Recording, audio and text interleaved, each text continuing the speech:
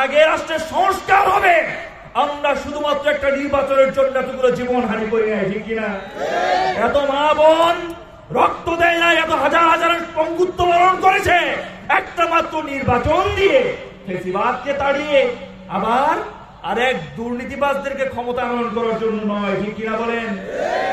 এই দেশ এইবার যেহেতু আবার দ্বিতীয়বার স্বাধীন হয়েছে, আমরা এই দেশের জন্য দেশপ্রেমিক শাসক, আল্লাহ ভীরু শাসক, যাদের অতীতে কোনো দুর্নীতির নজির নাই, যারা কোনো মানুষের সাথে কোনোদিন দুই নাম্বারি করে নাই, যারা মানুষের অর্থ পাচার করে নাই, মানুষের সাথে মিথ্যা কথা বলে নাই, যাদের কারণে মানুষ দুর্নীতিবাজ হয় নাই, বরং দেশের হাজার হাজার গুন্ডা, লুচ্চা, বদমাশ যাদের কাছে গিয়ে সোনার মানুষে পরিণত হয়েছে, পীর সাহেব চরমোনাই এই দেশের মানুষের গণমানুষের নেতা, ঠিক কিনা?